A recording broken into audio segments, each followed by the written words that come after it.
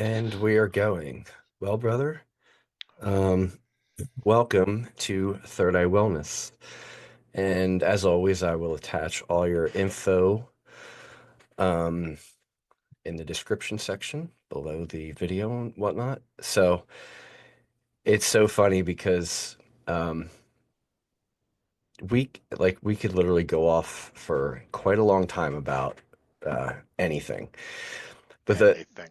anything. But the funny part of this was the first thing I thought was, if we were to have a game of a quiet off, meaning which one of us could be quiet longer, I think you would win. I think I would be the first to break the silence. So today, I And now I'm being quiet. I'm like trying to prove it. I'm like, yeah, I'll just sit here and be quiet for a minute. right. So today, I am going to really, I'm going to force you to talk more because, like one of the things is like we've worked together in so many capacities, virtually in real time. Um, so we know each other very well, and we there's many times where we became like one mind. Hmm. We were linked up as one mind, working together. So that's probably what we're going to do in this whole conversation. Yeah, and So I want to add to that um, yes, we've been linked up. We've worked together. We know each other very well, and you're my brother. Um, so when like an opportunity like this arises, you ask, like, yes, let's do it. The answer is yes. right.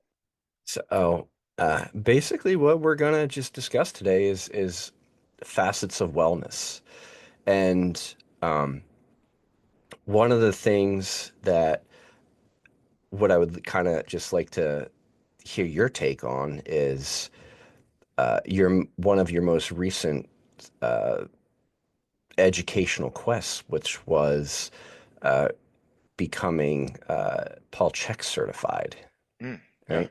So let's say we both have a wealth of knowledge when it comes to wellness and steel mace, right? So that goes without saying. But I would really like to know how the the knowledge that's in the Czech Institute kind of added to, all of your tools that you use for, helping people. One of the things that I think it really added was just a great bit of terminology to what I do. And the program I went through was their, holistic life coaching program. And I really like that word holistic, because I love the idea of, being a wellness coach and looking the entirety of a person and their experience from a wellness perspective. And yes, a lot of what I've done is in the realm of movement coaching, so that often, not exclusively, though often is a starting point of a journey I'll go on with somebody. But ultimately, what I really do is look at them from a perspective of not just their movement, but how are they moving through the pathway of their life?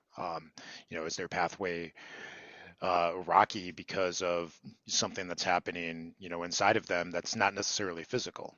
Maybe there's some emotional turmoil or a mental blockage that they have. So again, I really like to look at people as and how they move, not just the way their body expresses, but the way that they, express emotionally and intellectually as well. And I think that that's, one of the major takeaways from the Czech Institute program is just that bit of terminology of really how to look at it. I love, again, the word holistic and the way that it applies to the kind of coaching journey that I like to go on with people. Yeah, I have to agree. There's this. I did an article on this philosophy called systems thinking, and it's about as close to holistic as you can get because is what it says is if an adjustment is made to one part of the system, that means it brings another part of the system possibly out of balance. Another part of the system is going to adjust because something else was adjusted. And that in itself is recognizing that when you look at one thing, you kind of have to look at the system as a whole and understand, well, what is this symptom? Uh, where is it coming from? And what else could possibly be out of balance that is causing it to happen? Right. And Right. like you said, um, one of the ways, like the physical way to see that is how somebody moves in real time, their body language, their facial expressions, everything like that. And then the more elusive part is what's actually happening internally, what's happening in the mind, and so on and so forth. So, you know, so what we should say, I'm getting ahead of myself here. What we should do is we should actually define what it is you do as a coach for people. Like, what is your full spectrum of how you help people? Some of the clients that you have right now, what are common things that are coming to you and how you help people fix it? Mhm. A lot of the people that I work with in a one-on-one capacity these days has really fallen into the realm of men, typically between the ages of like, let's say 40 and mid to late 50s. So a lot of my work right now is helping people who have already come, pretty far, maybe to the halfway point, maybe a little bit past, is get a clear idea of what they want the rest of their life to look like.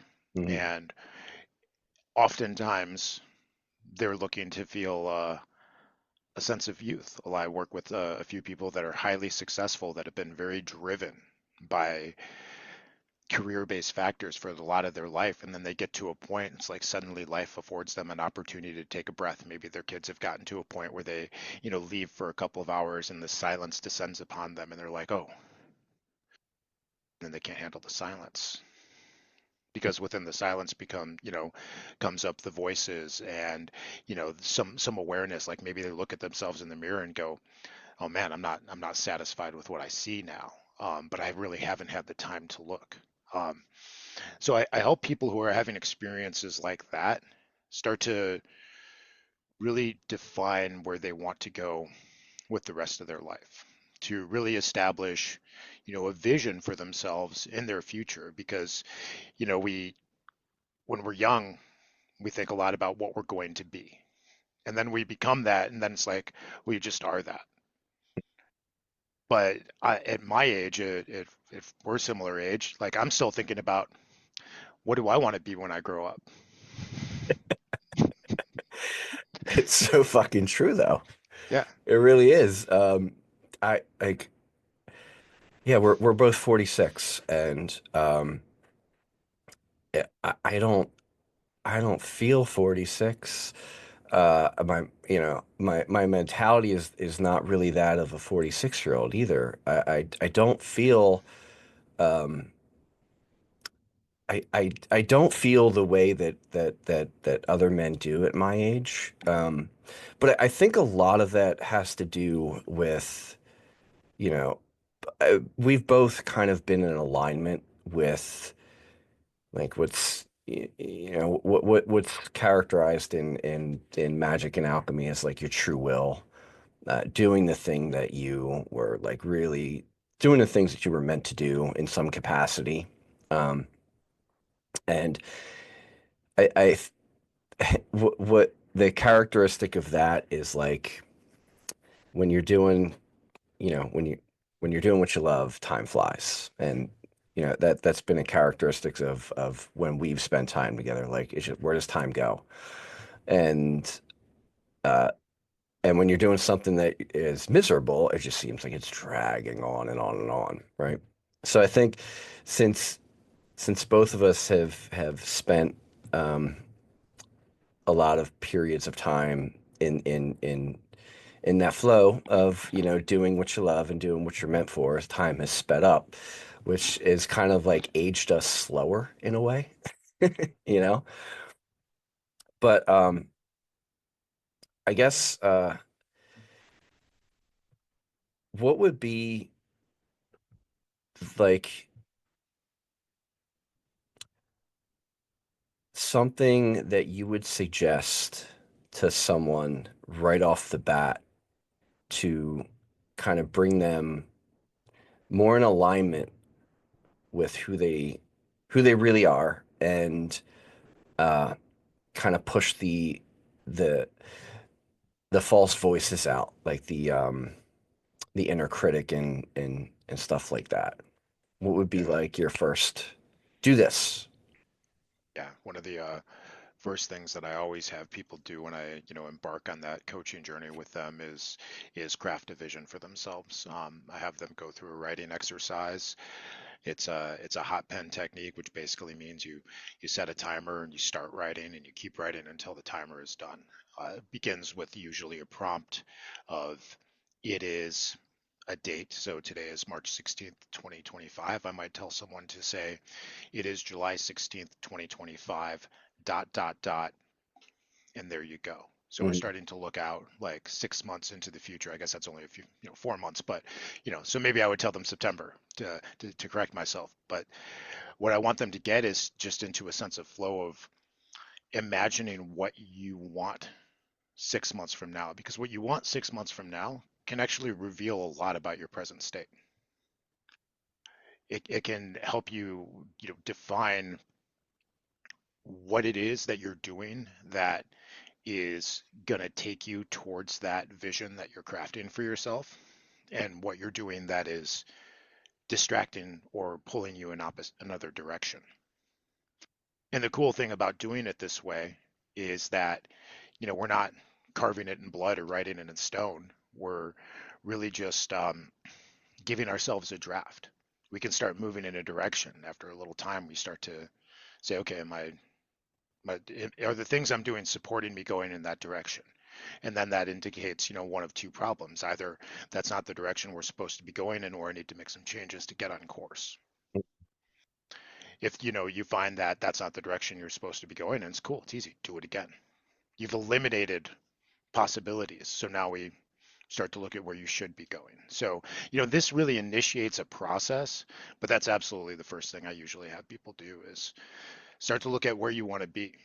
Start to look at like what outcomes you want from the first 6 months of our journey together, and then we start a process of looking years into the future. I think it's really important to have a 5-year vision, a 10-year vision, etc. But I think starting with a to go to one of my favorite comedies of all time, What About Bob, is like think about baby steps. Those baby steps are really important, and that first 6 months version is a pretty powerful baby step. Yeah, this is writing the script of your life. And this is like one of the one of the most accessible, easy things that anybody could do. I've done it. I still do it to this day. Um, it's my commitment to sit down, disconnect for a period of time each and every day, and continue writing a script for my daily life that, I've crafted over time and is it changes after certain things have come to fruition. But it's the thing that is such low-hanging fruit for anybody to grab that is almost a no-brainer. And it's the thing that keeps you on track and keeps you from getting distracted by things that are not in alignment with that vision. Right. And the easiest thing is like while you're writing these things, there's a part of your mind that is visualizing these things, right? And you visualizing them while you're writing and then feeling the excitement of that vision come to fruition is basically like the mechanics of, doing all of your inner magic and alchemy when you think of in terms of frequency and vibration, Oh right? yeah, absolutely. You're it's the initiation of a conjuring practice. It Like is. this process I'm describing, yes, of course it involves a little bit more coaching and prompting. Like I usually run people through like a basically a class leading up to crafting a vision. And one of the things we talk about is, describing that future state vividly, getting in touch with your senses. Like for instance, if you have a vision to live on a farm, well, what does it smell like? Hmm.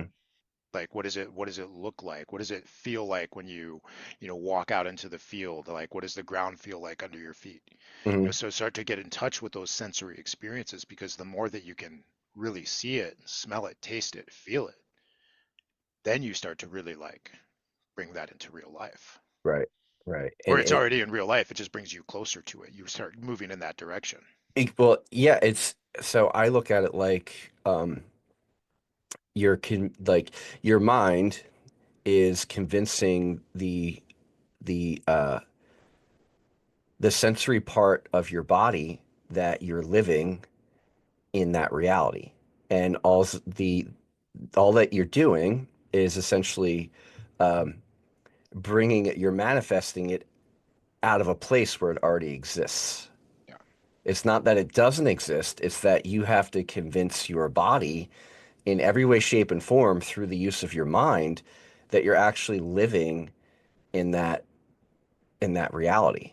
And then it starts to literally manifest in front of you. And it's like, it's like we can call it, we could go all woo woo. We could go and define it in so many ways, but it's kind of it's the thing that's been talked about uh, in magic and alchemy and in the metaphysical world for thousands of years. I mean, it's talked about. If you look at it the right way, it's biblical.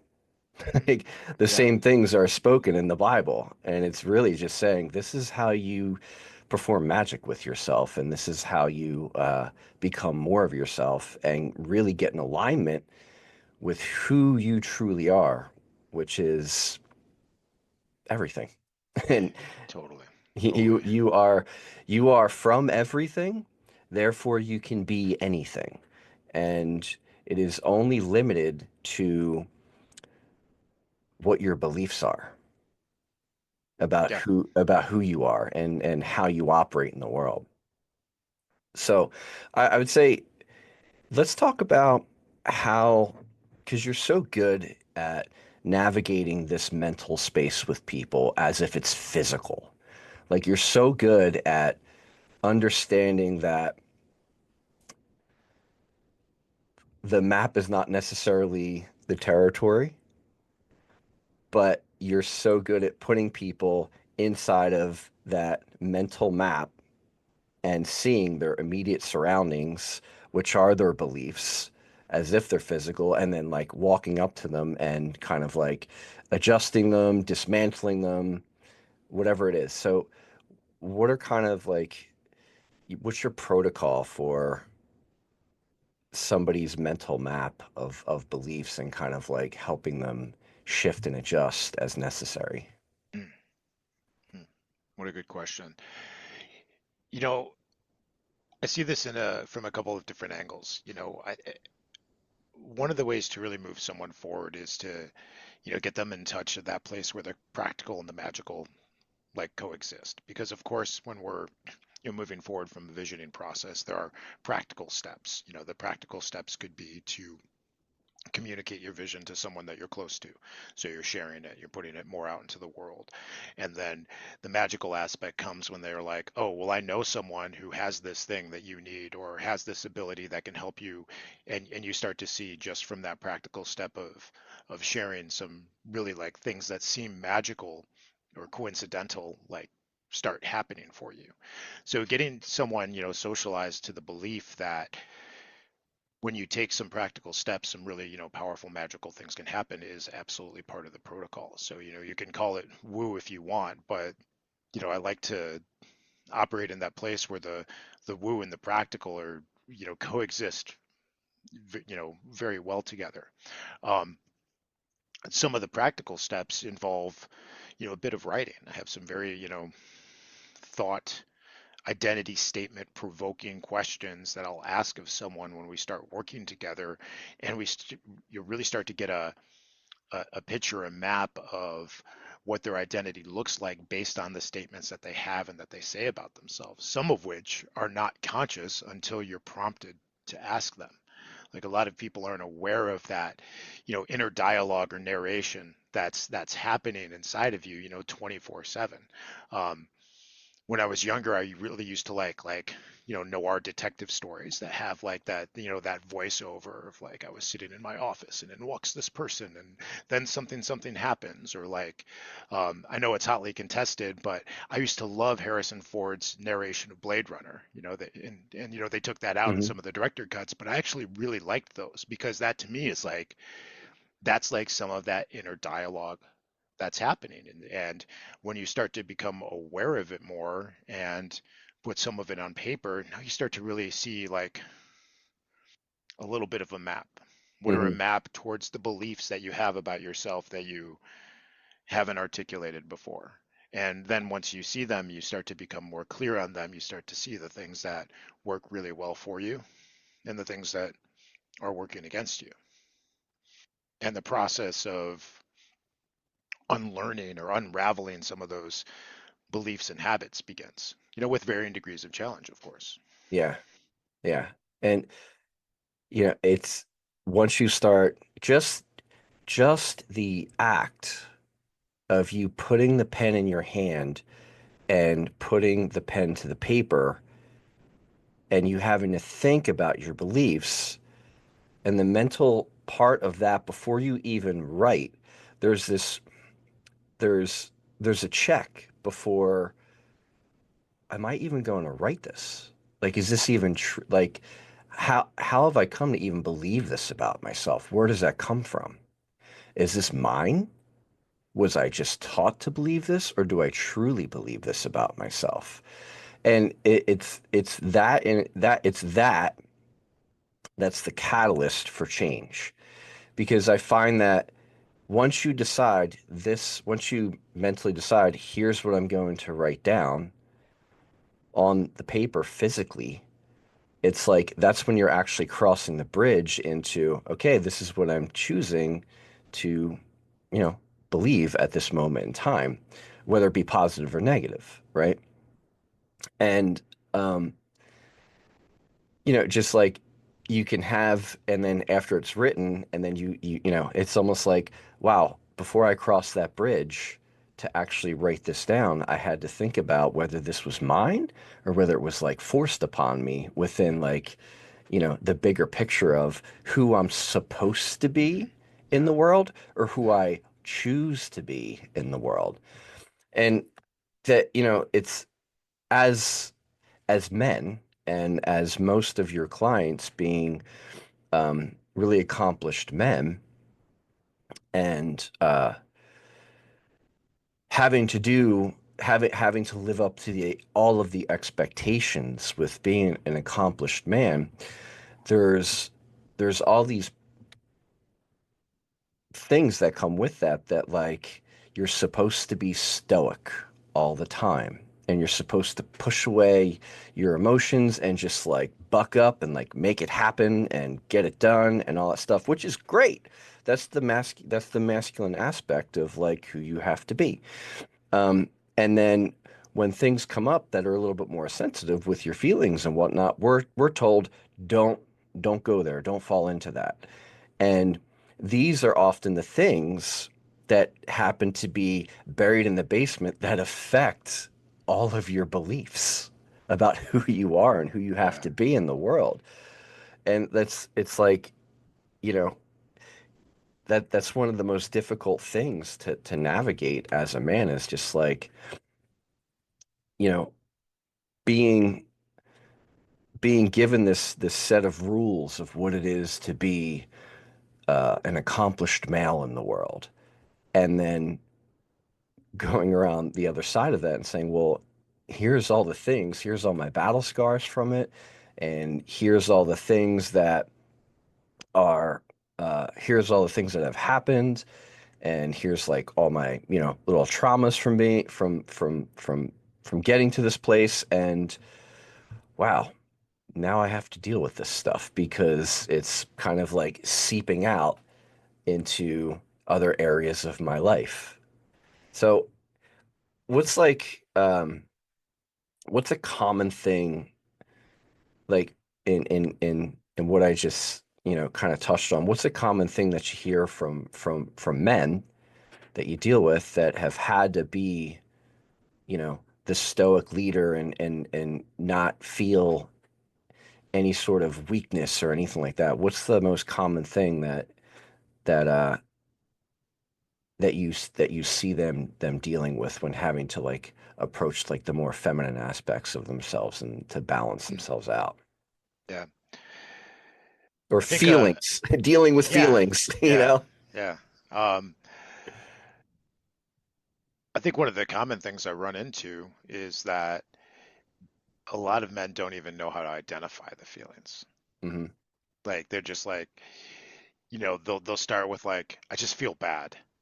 Right. They'll be like, I wake up in the morning and I'm like, I'm in pain, I'm in a crappy mood, um, if the everybody's annoying, just, Hmm. but that's about as far as they can get with it. Like they can't get in touch, get to a place and identify like, oh, I actually have like a specific pain in my low back from the way that I've been walking for the last 20 years or whatever. And, that could also be, there could also be a statement like, that I just feel bad, but I feel bad could be, well, I'm unhappy because I don't feel comfortable to talk about my feelings, so I don't even know how to talk about my feelings, and I'm not even sure what the feelings are. I don't know if it's rage, if it's just sadness, if it's malaise, if it's actual happiness or joy. Um, they just don't know. They might be able to categorize a feeling, but they can't really specifically identify what it is. Yeah. It's it's hard being a dude because there's no instruction manual with how to navigate your feelings. It's, Yeah, yeah, yeah, it just yeah. really isn't? And I think I can only speak from my own experience. And when we're young, we have a lot of identifying or identity-based stories cast upon us by parents, teachers, coaches, whoever. And I've had a couple cast upon me that some of it I've unlearned over time. Some I've looked at and accepted this remains to be true. And when I was young, one that was cast upon me is that I was a sensitive young boy, and that grew into a sensitive young man, and that grew into a sensitive man. So I've always identified myself as fairly sensitive. So um, there were lots of times in my life where that felt like a bad thing, where I felt like, oh, I need to be more stoic. Mhm. I need to not be in my feelings or my emotions so much. Uh, Over time, I've grown and flipped the script on that and started to see it as a very positive thing because I was sensitive. I learned earlier on how to be more in touch with my feelings or what the names of what the feelings might be, which has ultimately made it, more manageable. Uh, Yeah, it's I guess I was kind of labeled as the same. And but for me, I think it just fit because it was just like, well, I'm a guitar player. I'm supposed to be in touch with this part of myself. I'm supposed to like bring it out in music and everything. Um, but I think what it points to is like you just have a little bit more of an intuitive sense of like what's happening inside of you and noticing it versus like shoving it away, right, you right. know? And it's like you can only it's so funny. It's like the check engine light going on in your dash. And like you see it and you're like, "Oh, wait a minute. I have to plug in my thing to my dash and like find the error code of like what's happening right now," versus like, somebody else might be like, "And I just don't see that, whatever." And they put a piece of tape over it. Yeah, yeah. And then That's you know, a month later their car breaks down and they're just like, fuck, it's like, Hmm. well, when the check engine light came on, you should have plugged in and seen what the code is inside your engine and go, oh, I have to replace a sensor on this thing. You know what I Yeah, mean? And yeah. it's that's all really it. That's how I view it. I You think know? that's a brilliant analogy, and that's what's happening with a lot of the men that I work with is their check engine lights on. They don't have the computer to plug in, so they don't really know what the error code is. They just know that something's wrong. Yeah. And it can be a lot of fun working with people because the check engine light comes on and they're like, oh God, like something is really wrong here. My car is going to explode, so I'm going to Hmm. just put the tape on over until it does explode. um, or they go get it checked out and they find, oh, it's just like an oxygen sensor for my tire or something Right. like that. It's not really that big of a deal. It's a little part, but yeah, it brings up the light, but it can be a pretty easy fix. And that's like the thing I love to experience with people is even fixing an identity shaping belief can sometimes be very easy. It can be as simple as writing something down and then just changing the way that you see it, like moving from like, and I think this is a struggle a lot of men have experienced. And it sounds like you're in the same camp where we see ourselves as sensitive and we're told that like it's a bad thing, like you're too sensitive, Hmm. like this is something you got to work on and fix. But then you reach a certain point where it's actually pretty easy to flip that script around and say, like, yeah, I'm sensitive. Awesome. I would rather be sensitive and enjoy the sensory experiences available to me in life rather than be like so uptight that it's turned off and I can't like be in touch with that. So that little sensor, that thing that just tells you if you have enough air in your tire, it's a pretty easy fix. Hmm. Some of these identity shaping beliefs are pretty easy fixes as well. Yeah. And And it how boil. relieving too. Yeah. When you think like you're in for like a, $3,000 repair and it's like, oh, it's a $50 part and an hour of labor. Absolutely. Woo. Absolutely. And to me, that one of the main things that I'll be constantly reiterating through this podcast, webcast, whatever you want to call it, this whole endeavor of third eye wellness is you have to the point of wellness is you have to be in alignment with yourself, what you believe of yourself, and what you came here to do, why you're having this physical experience. And like the main part of your physical life and everything that you've accumulated and that you deal with is just an aspect of the internal. So I think that since we were both labeled sensitive types, we both went on a quest of to know thyself more. And because we've gone on this quest to know more of ourself and how we work and how we operate, we're able to kind of relate to someone who's having an issue because it's like, oh, I remember when I fixed that part of myself, and here's the tools I used to do it. Maybe this can help you, you know? Yeah, and the cool thing is the same tool is capable of many many different jobs.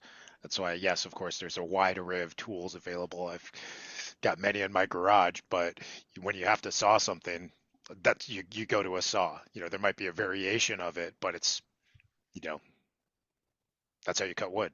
Yeah, yeah, it is, and Maybe it's use an axe. right, and Yeah. it's from going on this quest to know thyself, you develop tools that work, right?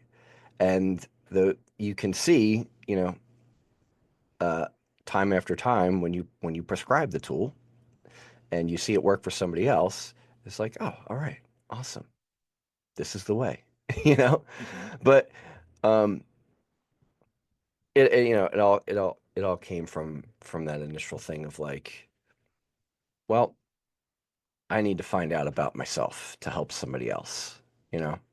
Yeah. Yeah. So what's like? tell me,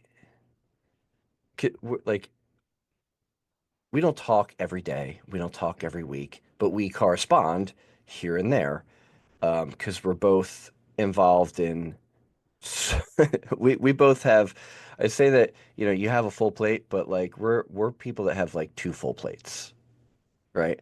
It's like, and you're like constantly like balancing the two plates of like life and activity and everything that you're pouring your energy into. But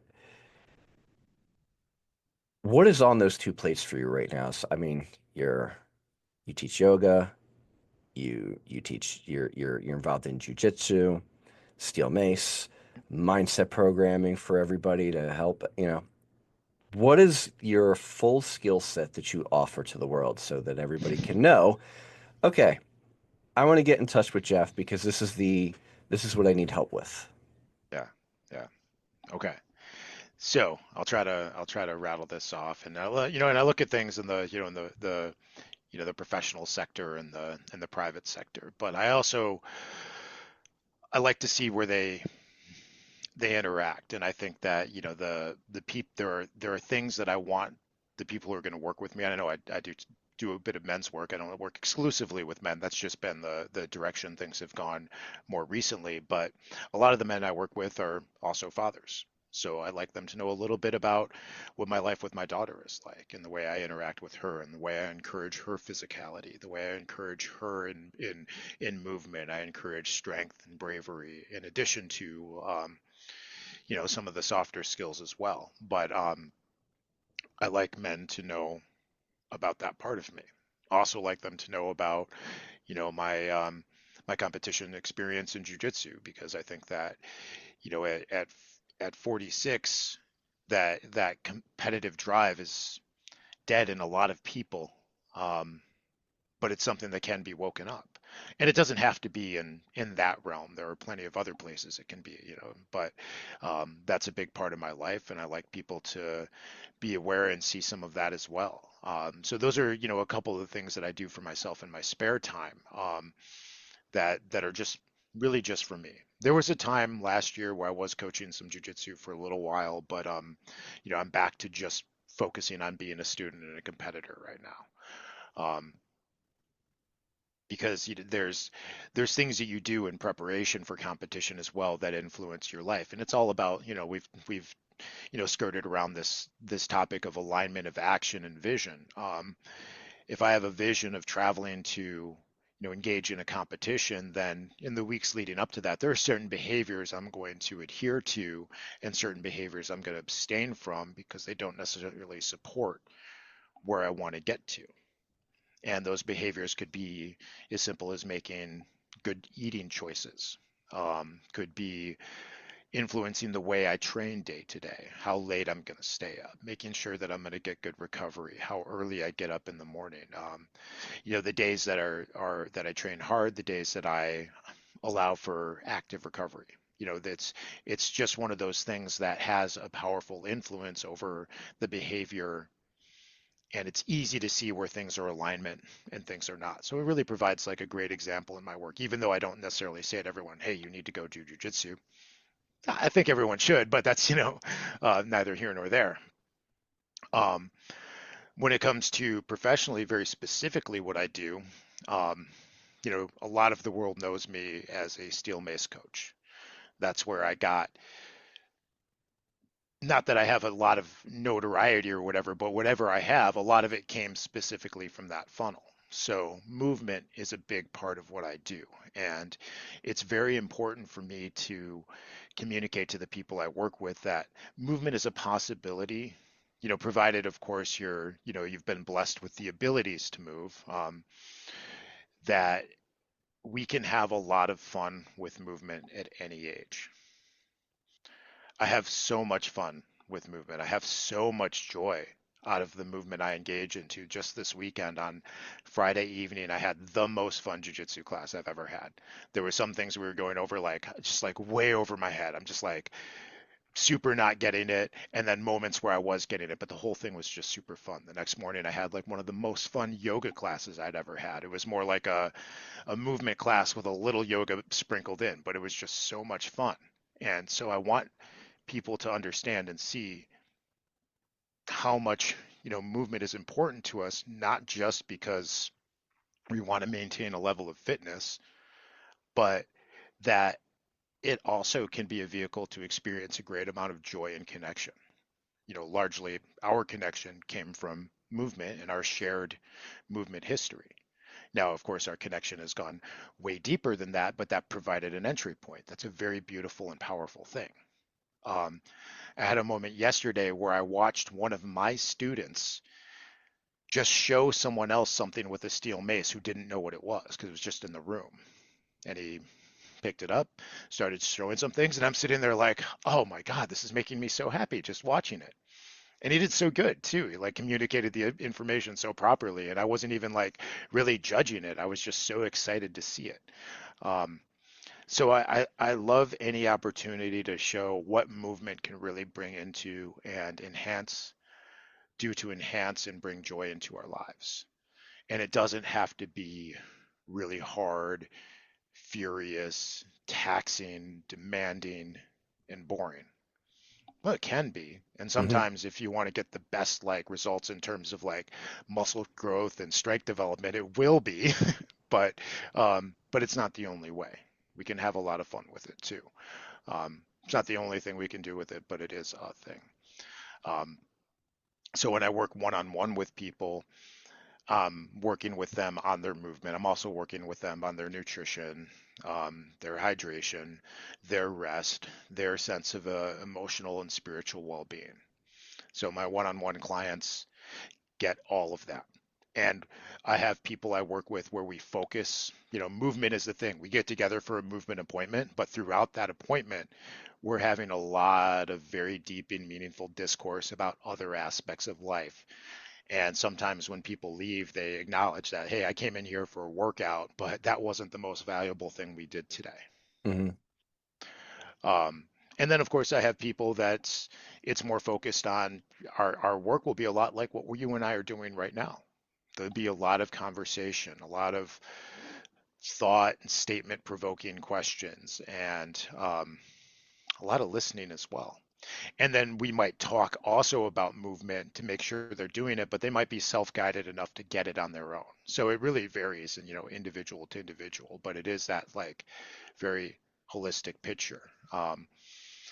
Aside from that, I teach, some group fitness classes locally. It's largely just for fun. I enjoy it. I like being in groups of people moving around. Hmm. And then I've got my intention and flow program, which is, at its heart, a steel mace flow movement program with a lot of my mindset and messaging built in, especially in the beginning of class. It's a once a week class that happens online on Zoom every Monday at 7 p.m. Eastern. We've got as far as I'm concerned, a great community of really amazing movers of all levels. I've got people that have been training with me for years and years, and some people who have just jumped in the last few months, and we come together, and none of that matters because we all just show up and do our best, and everyone, develops and learns in that room. Right on. What would be, no, it's great. It's You great. just made me talk a lot. Well done. That was the goal.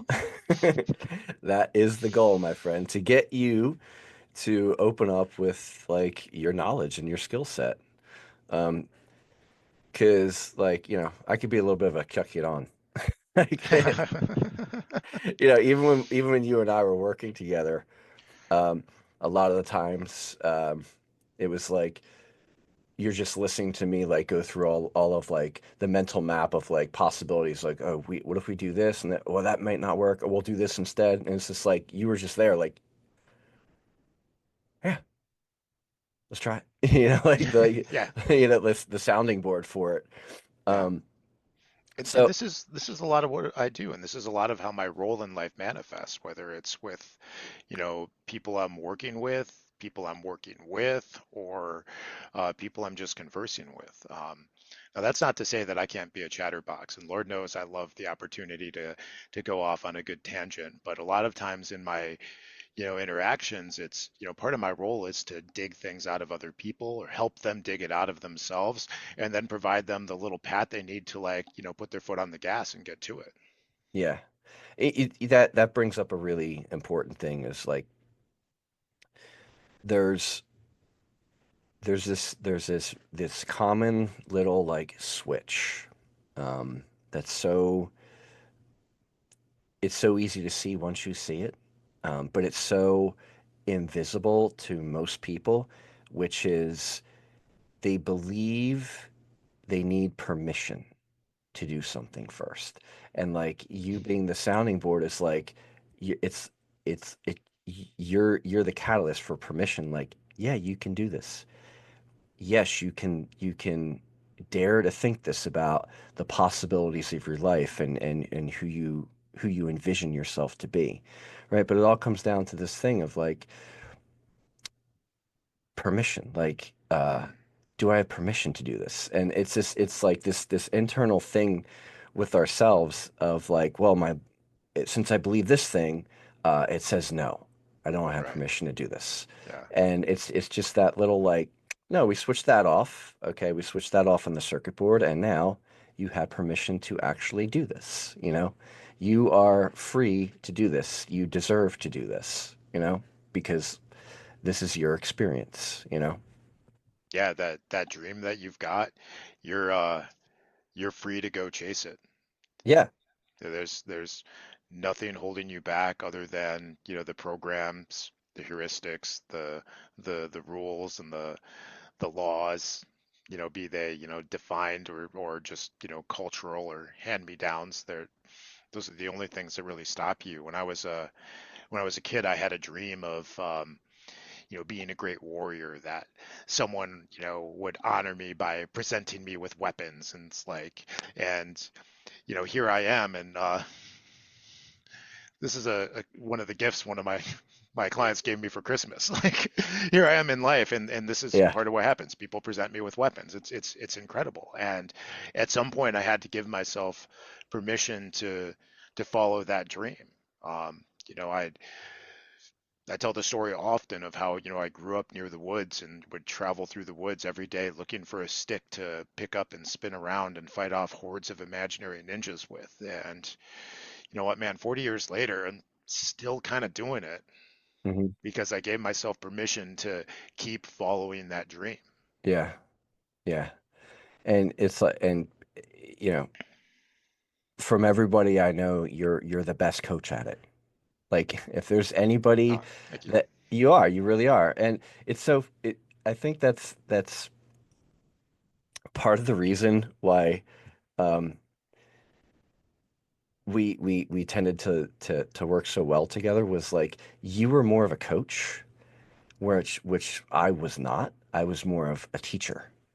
And Yeah. you filled in the coaching aspect of it, whereas um, my mind was just able to go off in what if possibilities more as a teacher and then come up with you know methods of exploring what we were going to implement and Yeah. in those times with teaching steel mason and so on and so forth.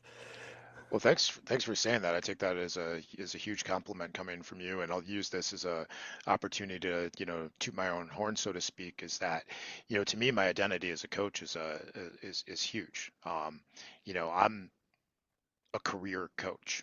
I'm Hmm. not a coach who went to a weekend certification and was like, hey, okay, I'm a coach now. I can teach this thing. Um, I've been doing this for decades.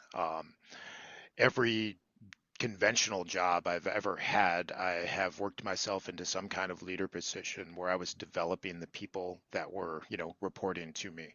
Um, you know, I always took the job title manager as to be more of a developer. Even going back to college when I was, pursuing a degree in psychology, I volunteered at this crisis hotline. One of my earliest experiences in the field in which I, still work. Um, you volunteered for a couple months before I was training the new volunteers. I was developing people. So this is what I do. This is the path that I've been on for a really long time. And so, I feel very gratified in hearing you say that because this is my life. This is 100% of what I do. I don't have another job that I punch into. Um, I'm, I continue to receive education and continue to develop myself with these capacities so I can continue to do this at the level that I want to do it at, which is like anything else at the high level. Mhm. And it's important that you define yourself as a coach, and this is all that you do. This is 100% what you feel that you are alive for. It is your purpose. And that's, like I said, that's the whole point of me having these conversations with people because you are in alignment with who you were meant to be and who you came here to be, a guiding light, to the truth. And you're pointing everybody to, their own truth. And it, it it's important that you stated that everything in the past has led you to the point that you're in right now because it always reminds me of this of the Robert Greene book Mastery, which I read I think like pretty much when it came out. It's like the 2000 teens, and it's just all these examples of people in history that you might know and people in history that you might want to learn about that are lesser known, and how everything in their life was just gently nudging them towards the thing that they became known for.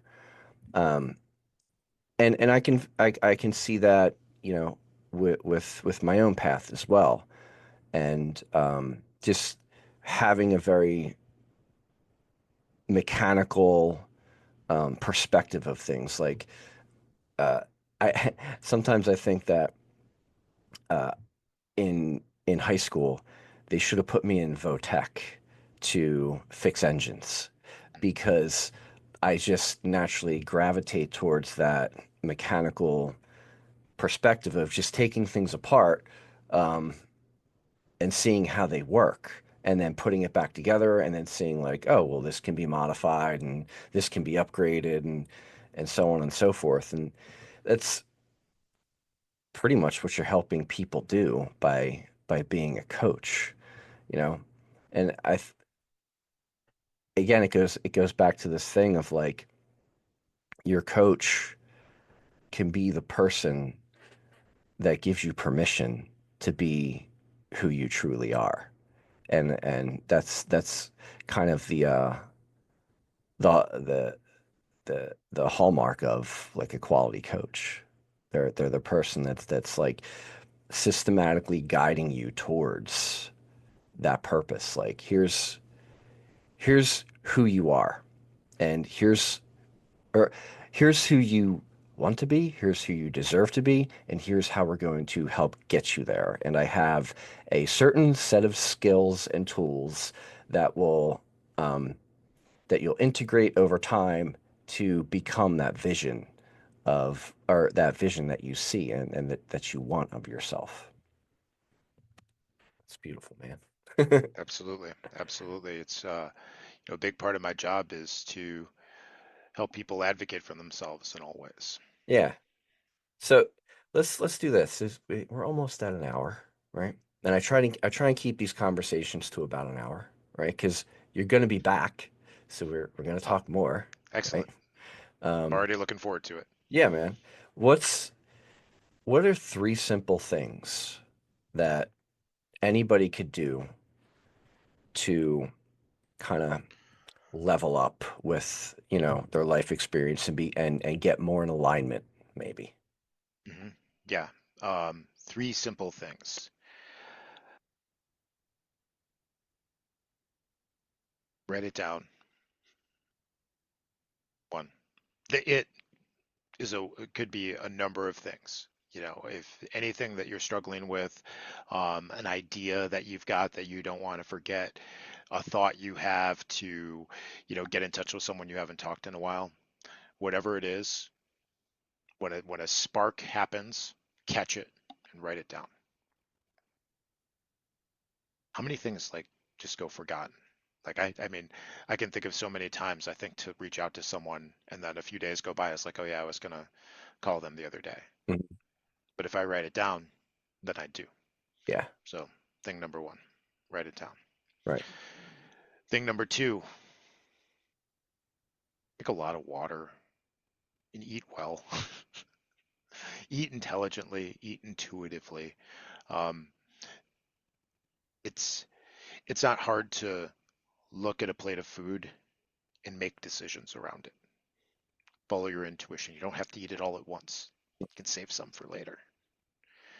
You look at a plate of pizza for the third day in a row, maybe have the thought, I should have something green instead. Yeah, yeah, yeah. Yeah, eat intuitively and drink a lot of water. We'll say that's thing number two. Okay. So write it down, make intuitive decisions in terms of nutrition and hydration.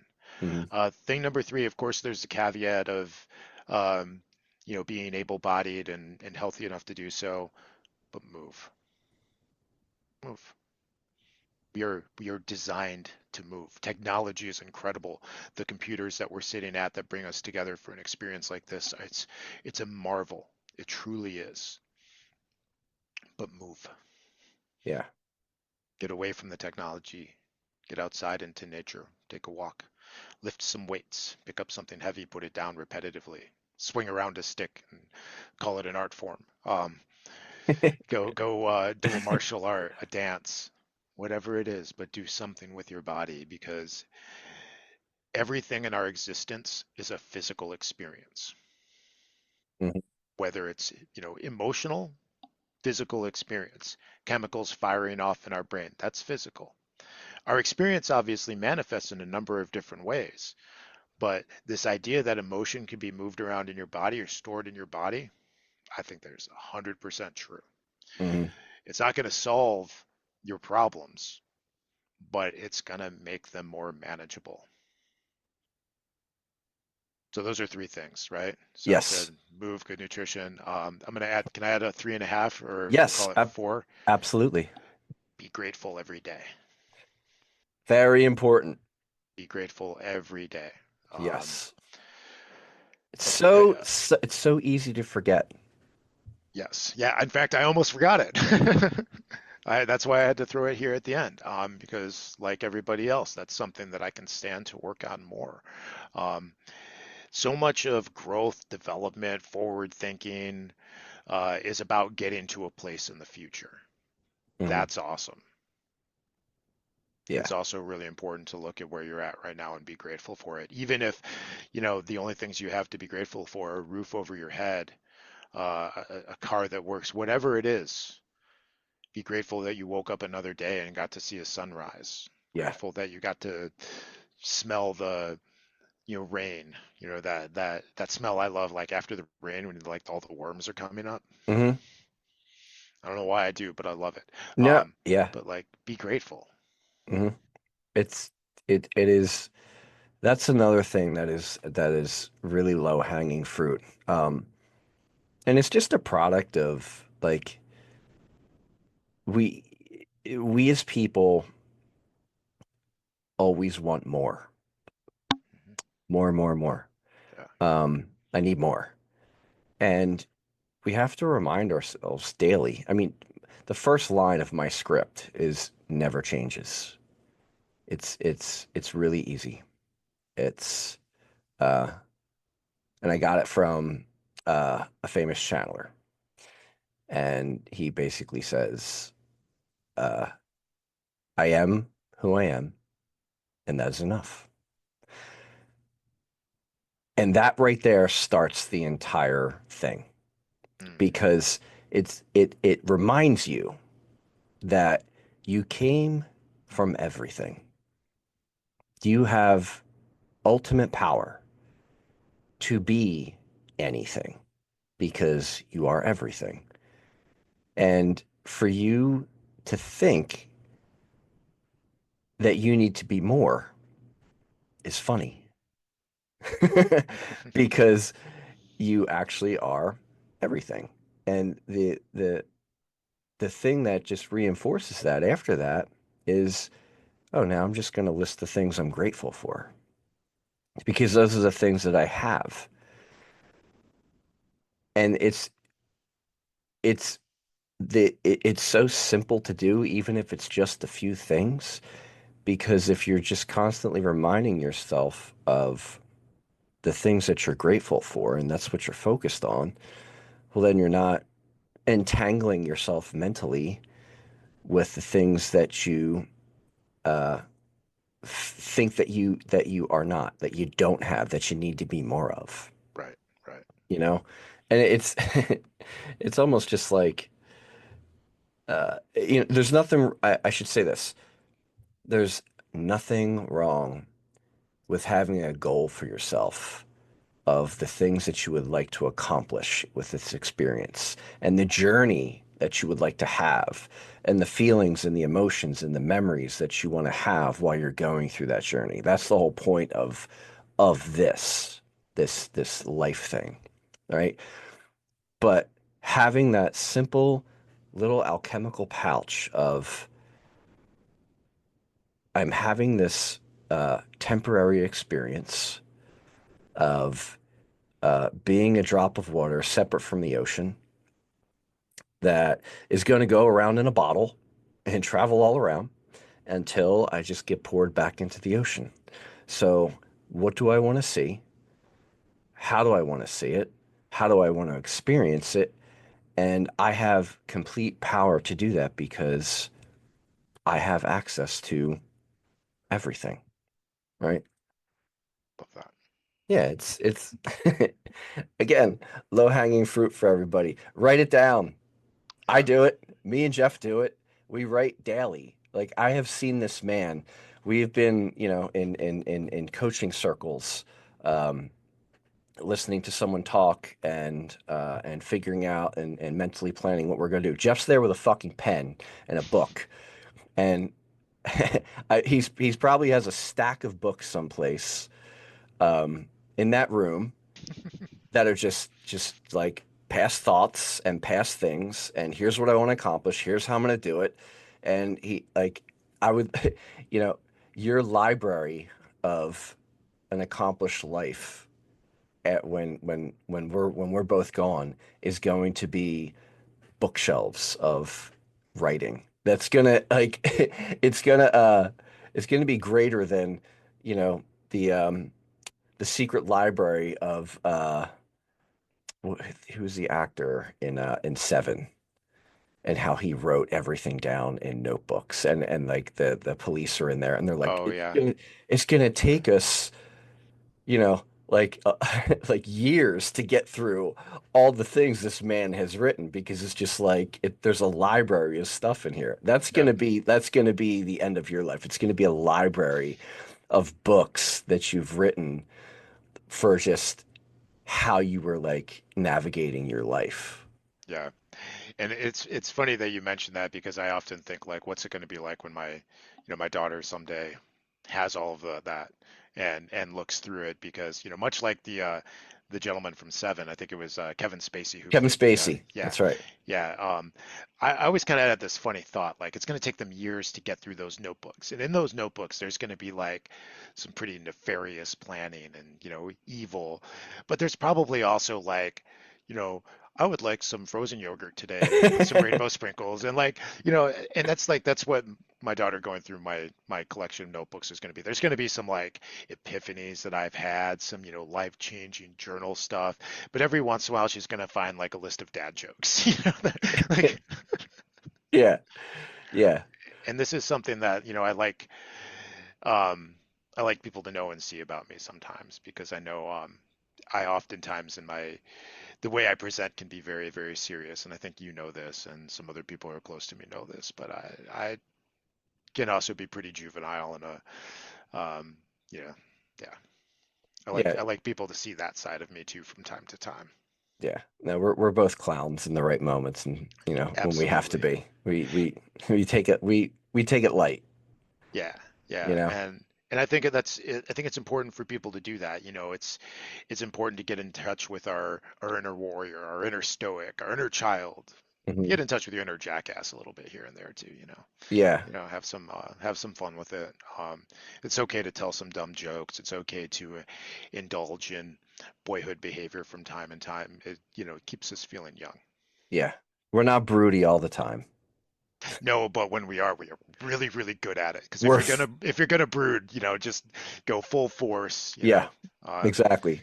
Yeah, Yeah, I agree. Like if you're gonna brood, fucking brood. yeah, yeah. I think like we could take some pretty good pictures someday. You could do like you know, we'd do like the best like broody picture. We'd get like some really good looks, like the hair hanging in our face, all black and everything. But then like in the next moment, we'd just be cracking up, and you could get the most hilarious picture of us. Oh yeah, no, 100%. 100%. Well, I'm gonna say let's put a bookend or a Hmm. bookmark in this because we're gonna do this again. Absolutely. And you're gonna be one of the faces that's a regular on the Third Eye Wellness videocast podcast, whatever we're calling it. But yeah, brother, it is great to talk with you. Um, I love when our minds get to meld together and just, explore the unknown and the unknowable, and just, come back to us being just two dudes that just Um, like to explore, yeah. and like to grow. Yeah, man. In the spirit of gratitude, I'm really grateful for the opportunity to be here on the Third Eye Wellness, but also just another opportunity to, interact with someone who I have a great amount of admiration, respect, and love for. So, thank you so much for that. Thank you for, every time we've gotten to work together and do something cool, because we've created some pretty magical stuff over the years, and Hmm. some other people who have gotten to partake of some of that magic, and um, we're on our own paths doing our own work, but those times that we come together, we've done some pretty awesome stuff, and I'm always eternally grateful for that, brother. So thank you. Likewise, likewise. All right, my friend, I am going to close it up there.